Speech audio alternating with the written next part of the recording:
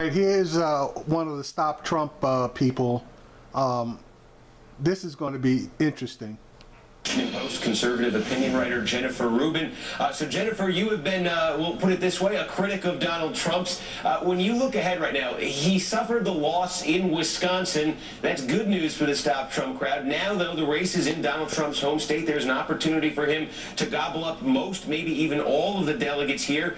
Are you afraid, as somebody who wants to stop Donald Trump, that he gets a big win here in New York? He's right back on track. How do you look at it?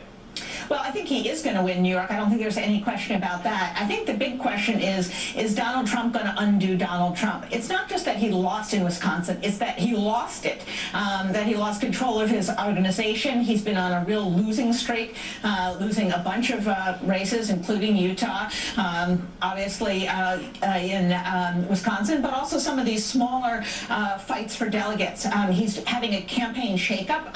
The press is full of these predictions and observations that he doesn't have the right people, he doesn't have a competent group of people around him. So I think he's got to get himself and his operation under control. Then the question is, if he spends all his time trying to win a state that he should win, what happens the following week when he then has to go to places like Delaware, Rhode Island, Maryland? Is that then a place where he falls short? So this is going to be a win for him. I think the question really over the next 10 days or so is he able to put his campaign operation back on track, and is he going to have any more of these horrible gaffes in which he says things that are absolutely untrue, that he has to walk back, that are embarrassing? That's been the story of the last couple of weeks. It's that pattern, I think, that he has to break.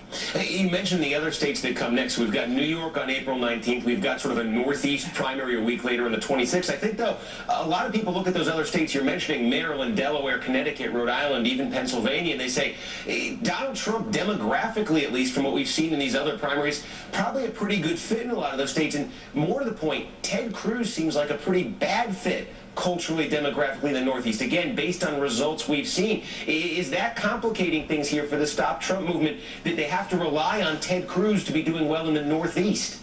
Well, remember, there's also John Kasich in there, and there's a debate as to whether he's helping the Never Trump or he's impeding the Never Trump movement. I do think, however, that what you're seeing is Ted Cruz is able now to expand his demographics somewhat. He's doing much better.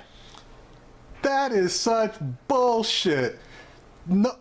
Number one, Ted Cruz should have never even stopped in New York. He should have probably tried to leave New York to Kasich. But Ted Cruz does not fit in Connecticut, he doesn't fit in Rhode Island, he doesn't fit in Delaware, he doesn't fit in Maryland, and he doesn't fit in Pennsylvania. So what she just said is a load of crap. He is not expanding his demographics. The only reason he got Wisconsin was because the entire Wisconsin machine got in behind him with the Stop Trump movement. So I love these people with the spin, but the spin has got to at least make some kind of sense. With women, that's going to be a problem with Donald Trump wherever he goes. He's beginning to do better with evangelicals, although those states don't have a lot of evangelicals. He's doing better with people of all education levels, all age groups. So the question really is can Ted Cruz take what was seen as an improvement for him, an expansion of his base, and take that into other venues that are, as you say, demographically closer to Donald Trump. Whether he can or not, I think may decide whether Donald Trump gets 1237 before the convention. Well, so if we do have the open convention, if Trump doesn't get the majority in the primaries, what do you want to see happen there? Do you look at it and say, look, if it's not Donald Trump, it has to be Ted Cruz, he'd be the second place candidate, nobody else would be closer? Do you want somebody else to emerge at the convention? Well, I think as a matter of probability, it's very likely that if Donald Trump does not get it on the first ballot, his delegates will frankly head for Cruz. And the reason for that is that the Cruz campaign is highly organized. They're beginning to help in the process of selecting those delegates. They're essentially lobbying those people specifically. So odds are incredibly favorable towards Ted Cruz if it goes to a second ballot. Now, if you're getting to the third, the fourth, the fifth, the sixth ballot, and they're really deadlocked, then I think all bets are off, and then you might see someone else come in.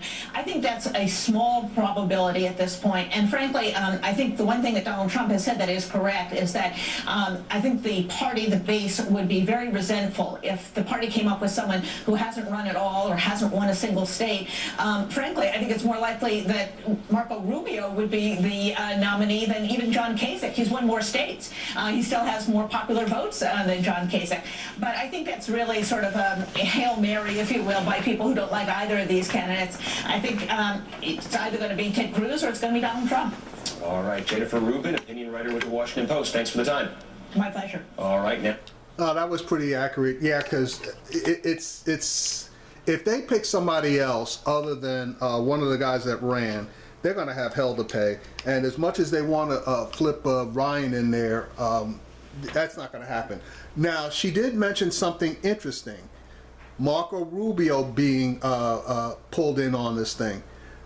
That would be a more acceptable possibility because even more so, obviously more so than Kasich.